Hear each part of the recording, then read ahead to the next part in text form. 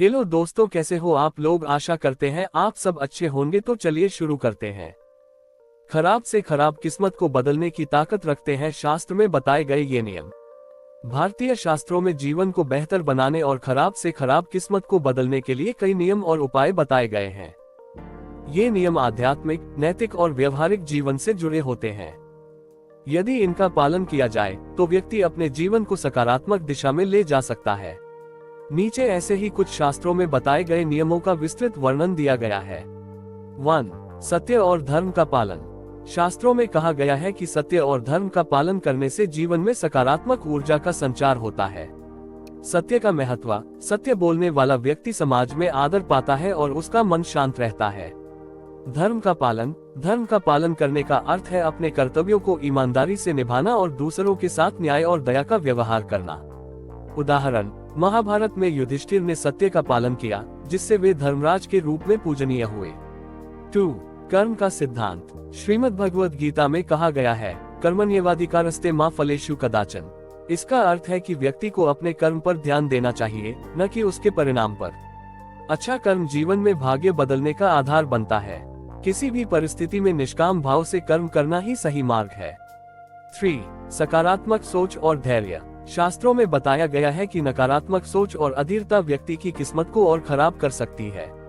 सकारात्मक सोच। अपने विचारों को नियंत्रित कर सकारात्मकता बनाए रखना जीवन में सफलता लाता है। धैर्य। कठिन समय में धैर्य रखना सफलता की कुंजी है। उदाहरण, भगवान राम ने 14 वर्षों का वनवास धैर्यपूर्वक बिताया और अंततः सफलता पाई। 4. दान और सेवा। दान और सेवा को शास्त्रों में अत्यंत महत्वपूर्ण बताया गया है। दान का महत्व। किसी जरूरतमंद की सहायता करना व्यक्ति के कर्मफल को सुधारता है। सेवा का महत्व। दूसरों की भलाई के लिए किया गया कार्य ईश्वर के प्रति समर्पण माना जाता है।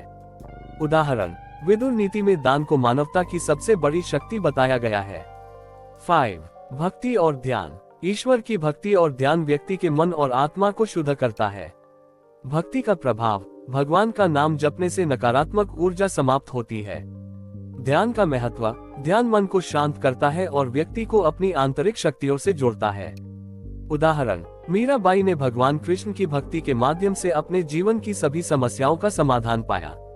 6. शुभ कार्यों का समय। शास्त्रों में शुभ कार्य करने का सही समय और विधि बताई गई है। मुहूर्त का महत्व। किसी भी कार्य को शुभ समय में करने से उसकी सफलता सुनिश्चित होती है। पंचांग का अनुसरण। पंचांग देखकर शुभ अशुभ समय का ध्यान रखना चाहिए। 7. सात्विक जीवन शैली। सात्विक जीवन शैली अपनाने से व्यक्ति के विचार और कर्म शुद्ध होते हैं।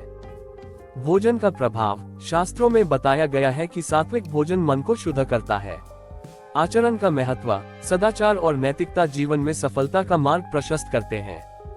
उदाहरण, महात्मा गांधी ने सात्विक जीवन अपनाकर सत्य और अहिंसा के मार्ग पर चलते हुए विश्व को प्रेरित किया। 8. संगति का प्रभाव। शास्त्रों में कहा गया है, संगति गुण का दाता है। अच्छी संगति व्यक्ति की सोच और कर्म को सुधारती है।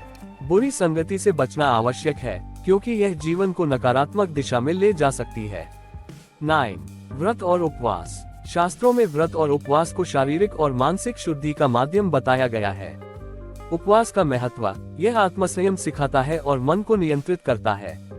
व्रत का प्रभाव। धार्मिक दृष्टि से व्रत रखने से पापों का नाश होता है और ईश्वर की कृपा प्राप्त होती है।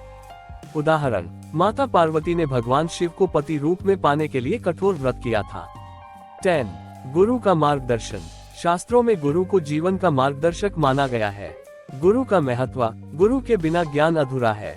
सच्चा मार्गदर्शन। सही गुरु के मार्गदर्शन से व्यक्ति अपने जीवन की हर समस्या का समाधान पा सकता है। उदाहरण, गुरु द्रोणाचार्य ने अर्जुन को महान धनुर्धर बनाया। 11. संयम और साधना। शास्त्रों में संयम और साधना का विशेष महत्व बताया गया है।